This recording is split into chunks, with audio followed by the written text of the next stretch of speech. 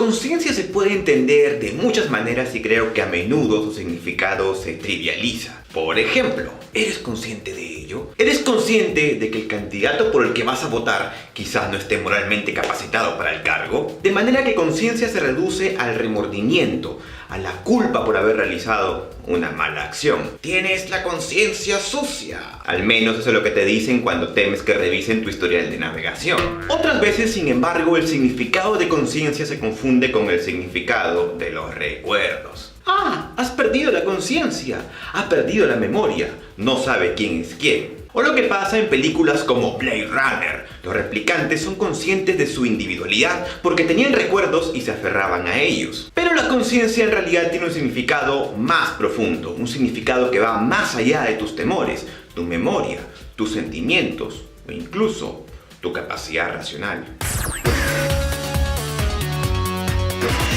Si nos ponemos cientificistas y describimos el cuerpo como una maquinaria o como un compuesto orgánico que funciona mediante procesos químicos, no terminamos de abarcar la idea de la vida. Y es que sobre este compuesto hay algo más elevado, la idea de la unidad. Esto no es algo místico ni exclusivo de las religiones que entienden conciencia como alma o como espíritu.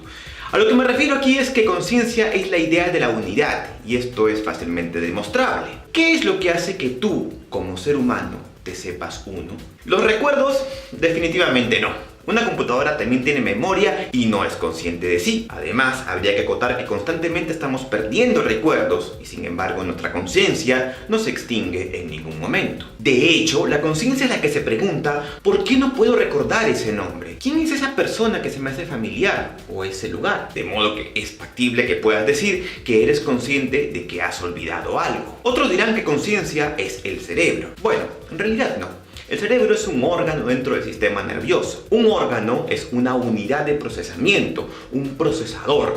Tiene percepciones sensoriales, los movimientos, funciones vitales del cuerpo, pero pasa algo muy extraño con nuestro cerebro. Y es que, claro, si asumimos que el cerebro es la conciencia, entonces nuestra concepción de la vida se resumiría a que todos somos otro ser vivo dentro de una maquinaria. Así como pasa en los Super Sentais, no hentai, donde un grupo de jovenzuelos con mallas apretadas se subían a un robot gigantesco y lo manejaban dentro de la cabeza. Esto en la vida real no puede ser porque el cerebro depende siempre del cuerpo. Es más, el cerebro es cuerpo también. Lo sabemos por su naturaleza, porque está hecho de células y tejidos muy similares al resto de él. Si seguimos con el ejemplo de los Super Sentais, no hentais, concebimos un robot como un organismo inerte que está controlado por algo más bien ajeno, cosa que no ocurre con las personas. Nosotros nos vemos las manos, nos vemos el torso y sabemos que son parte de nosotros y que además son miembros que están vivos y que tienen, en cierta forma, una personalidad. No, Josué, si la ciencia avanza,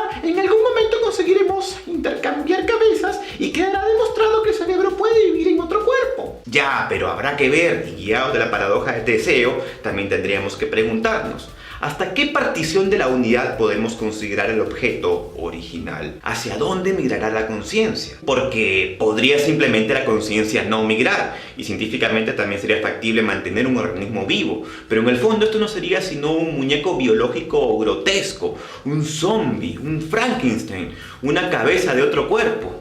Así le decíamos a un amigo cabezón cuando éramos niños. Y sin embargo, este ser no sería capaz nunca de despertar en vida, lo cual nos da pie a imaginar una hipótesis que me parece aún que forma parte de la ciencia ficción. ¿Se puede migrar una conciencia a un cerebro informático? Desde el punto de vista ontológico esto es imposible porque podrías, de repente, en un sentido práctico, llegar a descargar todos los recuerdos de una persona, lo cual ahora mismo no deja de ser algo prácticamente imposible. Y tratar de que algún ordenador tenga un tipo de personalidad similar al sujeto original. Pero eso no quiere decir que la conciencia del tipo esté ahí. Pasaría lo mismo que cuando vemos a un robot humanoide y nos parece que está vivo, nos parece que tiene conciencia, pero no es más que una simulación de conciencia. Como cuando hablamos con Cleverbot, que decimos, ¡ay, pero qué tonto que es este tipo! Pero no puede ser tonto porque no es consciente. La tontería, la estupidez y todos los grados de discapacidad intelectual vienen relacionados estrechamente con la conciencia, con la capacidad de analizar múltiples entornos. sabemos. Sabemos con seguridad solo cuando sabemos poco. Con el conocimiento, la duda aumenta. Esta es una frase adaptada de Goethe. Y por eso los más ignorantes siempre son los más osados, los más contestatarios y también los malos conductores, los que menos se fijan antes de hacer una maniobra. Los tontos son tontos no porque no tienen conciencia, sino porque su conciencia es limitada. Son como los animales, aunque hay animales más conscientes que otros, también animales más conscientes que otras personas. Hay animales más despiertos y también personas más despiertas, así les decimos. ¿Puede una persona vivir sin conciencia? No lo sé. Creo humildemente que no podríamos llegarlo a saber. En primera instancia sí podría aventurarme a decir que sí, las personas pueden vivir como por ejemplo las personas en estado vegetal. Claro, y podemos ver que el cuerpo funciona y se mantiene vivo, pero no hay ningún estímulo en ellos que nos haga sospechar que hay algún tipo de conciencia en él. Ahora bien, resulta curioso que hasta ahora llevamos buena parte del video sin definir qué cosa es la conciencia, aunque creo que todos tenemos un poco de conciencia sobre el término. Sin embargo, lo vengo exponiendo de este modo porque hay una ambigüedad en la terminología que me parece digna de destacar. A ver, te lo pregunto así, ¿cómo se debe escribir? ¿Conciencia con C o conciencia con SC? La verdad, ambas palabras están bien. De hecho, según la RAE, el término conciencia con C debe ser de uso general. Sin embargo, conciencia con SC precisa algo un poco más profundo. Veamos. Conciencia con C es el conocimiento de lo que nos rodea en base a los órganos de los sentidos. En el sentido moral entendemos conciencia como capacidad de distinguir entre el bien y el mal. Pero conciencia con SC refiere al conocimiento de sí mismo. Se es consciente de sí mismo y de lo que nos rodea en base a lo que uno es. Principalmente esto alude a un estado de alerta o de vigilia en la persona. Es nuestra capacidad de advertir que estamos aquí y que además somos diferentes a lo otro. Esa capacidad de advertir que eso que miramos en el espejo no es otra cosa que yo mismo. Aunque claro, a veces después de una noche de copas yo tengo mis dudas. Para que se entiendan más bien las diferencias podríamos poner algunos ejemplos bajo esta fórmula que puede sonar a un arjonismo. Muchos son conscientes de que no son conscientes.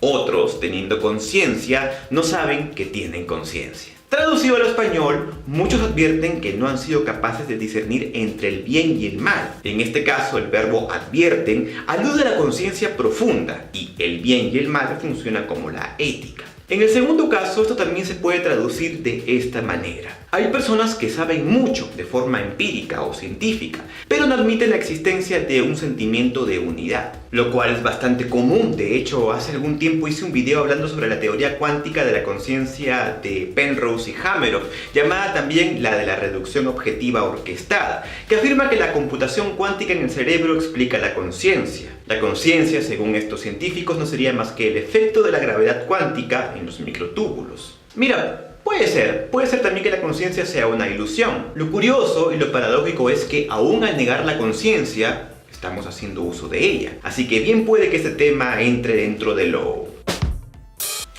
No esta vez. Ahora bien, las religiones le han impregnado a la conciencia un matiz trascendental al denominarla alma según las religiones judeo-cristianas o mente según las religiones orientales. En cualquiera de los dos casos la conciencia no muere con el cuerpo, sino que regresa al cosmos, a un paraíso, o regresa a ser parte de una divinidad. Yo particularmente no creo en esto ni tampoco sé a dónde va a ir mi conciencia cuando muera, pero sí creo que existe y creo que no es parte de mi cuerpo. Porque incluso cuando he tenido ciertos problemas que me han llevado a doparme o a tomar medicamentos psiquiátricos y también después de haberme embriagado al extremo de lo poco saludable, dentro de mí advertía una voz, que no era Jesús, que me decía a mí mismo, oye, ya, recupérate. Sigue con tu vida. Y es un testimonio que también lo he leído por parte de personas que sufren enfermedades muy severas y que no pueden ya valerse por sí solas, incluso bajo deficiencias mentales. Estos pacientes dicen, mira, quisiera levantarme yo y hacer lo que hacía antes, pero el cuerpo no me da o no recuerdo cómo hacerlo. Yo creo que este es un ejemplo de cómo advertir que la conciencia existe al margen del cuerpo y que además es intemporal y que no envejece ni se enferma. Y más aún, que no se adultera. Sí, puedes quizás con algunas drogas alterar tu percepción de la realidad.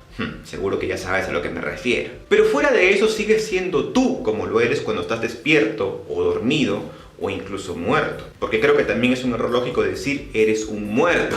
Lo correcto sería más bien decir hasta que la ciencia demuestre lo contrario, que eres alguien que se muere. Y espero que no de amor. Si este video te gustó y conscientemente quieres ver más material parecido a este, te invito a suscribirte a mi canal o a seguirme por las redes sociales, por Facebook, Twitter e Instagram. También tengo un canal secundario que se llama Monitor Fantasma Blog.